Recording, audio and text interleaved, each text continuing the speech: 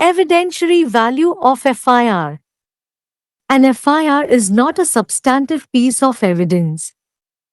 That is, it cannot be considered as evidence of fact stated therein. However, FIR may be used for the following purposes.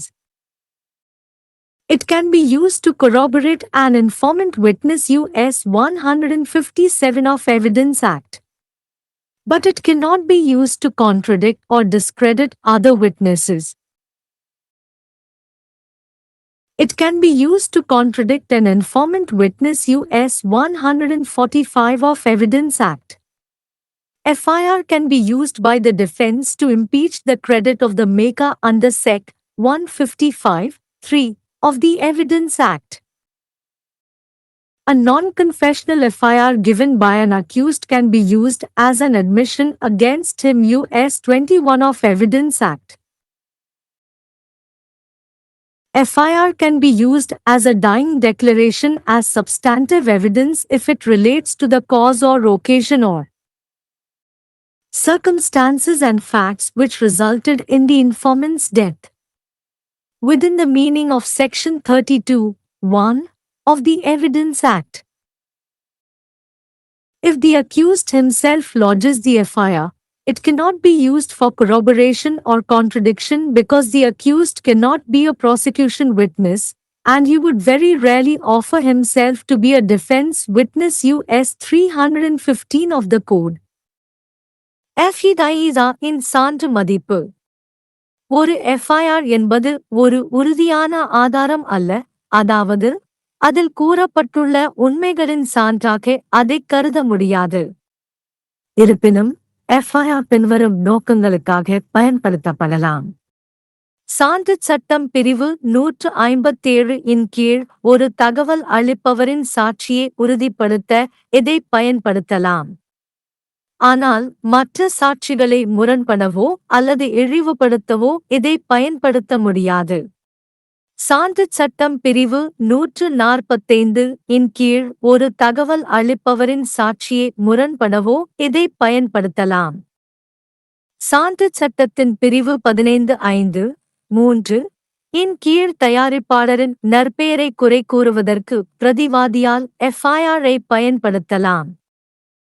ஒரு குற்றம் சாட்டப்பட்டவர் கொடுக்கும் ஒப்புதல் வாக்குமூலம் இல்லாத FIR-ஐ சாட்சிச் சட்டத்தின் பிரிவு 21 இன் கீழ் அவருக்கு எதிராக ஒப்புதல் வாக்குமூலமாக பயன்படுத்தலாம். தகவல் அளிப்பவரின் மரணத்திற்கு வழிவகுத்த காரணம் அல்லது சந்தர்ப்பம் அல்லது தகவல் அளிப்பவரின் மரணத்திற்கு வழிவகுத்த சூழ்நிலைகள் மற்றும் உண்மைகளுடன் தொடர்புடையதாக இருந்தால் FIR-ஐ ஒரு உறுதியான ஆதாரமாக பயன்படுத்தலாம். சாட்சியச் சட்டத்தின் பிரிவு 32(1) இன் அர்த்தத்திற்குள் குற்றம் சாட்டப்பட்டவர் தானே FIR பதிவு செய்தால் அதை உறுதிப்படுத்தவோ அல்லது முரண்பாடாகவோ பயன்படுத்த முடியாது, ஏனெனில் குற்றம் சாட்டப்பட்டவர் அரசு தரப்பு சாட்சியாக இருக்க முடியாது, மேலும் அவர் மிகவும் அரிதாகவே குற்றவியல் சட்டத்தின் 315வது பிரிவின் கீழ் ஒரு பாதுகாப்பு சாட்சியாக தன்னை முன்மொழிவார். F.IR का साक्ष्य मूल्य. F.IR कोई ठोस सबूत नहीं है, यानी इसे उसमें बताए गए तथ्यों का सबूत नहीं माना जा सकता। हालांकि F.IR का इस्तेमाल निम्नलिखित उद्देश्यों के लिए किया जा सकता है। इसका इस्तेमाल साक्ष्य अधिनियम की धारा 157 के तहत मुखबिर गवाह की पुष्टि करने के लिए किया जा सकता है, लेकिन इसका इस्तेमाल अन्य गवाहों का खंडन या बदनामी करने के लिए नहीं किया जा सकता। इसका इस्तेमाल साक्ष्य अधिनियम की धारा 145 के तहत मुखबिर गवाह का खंडन करने के लिए किया जा सकता है। F.IR का इस्तेमाल बचाव पक्ष द्वारा साक्ष्य अधिनियम की धारा 155(3) के तहत आरोपी की साख पर सवाल उठाने के लिए किया जा सकता है।